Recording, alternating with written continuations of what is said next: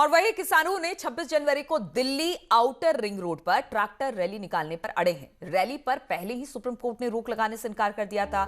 Supreme court ने कहा कि कानून व्यवस्था का मामला और सरकार इसे देखे। वहीं इसके बाद दिल्ली पुलिस ने जॉइंट कमिश्नर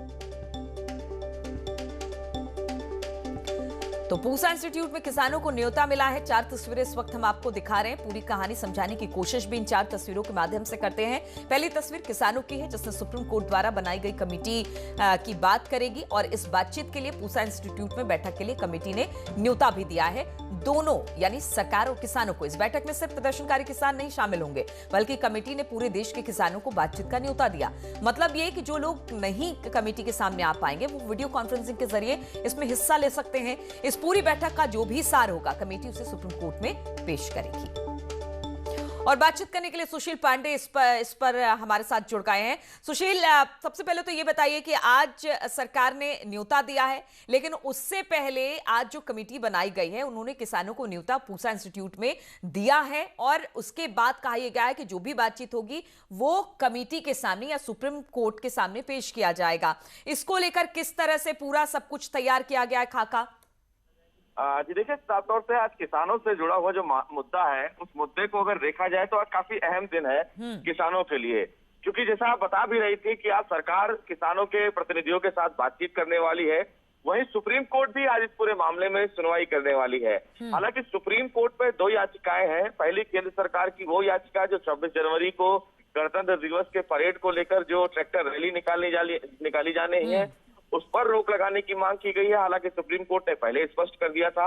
दूसरी याचिका जो है वो कमेटी में निष्पक्ष लोगों को शामिल करने की है कि निष्पक्ष एक कमेटी सुप्रीम कोर्ट बनाए। लेकिन इससे पहले जो सुप्रीम कोर्ट ने कमेटी बनाई थी उस कमेटी ने कल बैठक की है और कल बैठक के बाद उन्होंने पूरी रणनीति तैयार की है कि किस तरह किसानों के साथ बातचीत की जाएगी, किस तरह सरकार के नुमाइंदों के साथ बातचीत की जाएगी और जो किसान नाराज है फिलहाल इस बिल को लेकर उनको मनाने की कोशिश की जाएगी। यानी कि साफ तौर से कमेटी में 3 लोग अभी हैं फिलहाल और वो पूरे इस बिल की समीक्षा करने के लिए। एक बात बताइए, इसमें से एक नाम उन्होंने अपने आप को विड्रॉ कर लिया इस कमेटी से, तो क्या उस पर भी आप बातचीत होगी? क्या एक मेंबर को इसमें शामिल किया जाएगा या फिर यही तीनों कमेटी में शामिल रहेंगे?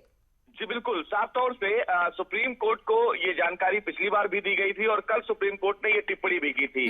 तो उम्मीद है कि आज जो हियरिंग होगी हो सकता है कि सुप्रीम कोर्ट इस मामले में किसी नए व्यक्ति को उस कमेटी में शामिल करे या फिर सुप्रीम कोर्ट ये भी कह सकता है कि 3 मेंबर की जो कमेटी है वो निश्चित रूप से इस पूरे मामले में काम कर रही है तो वो 3 मेंबर की कमेटी को ही रखा जाए।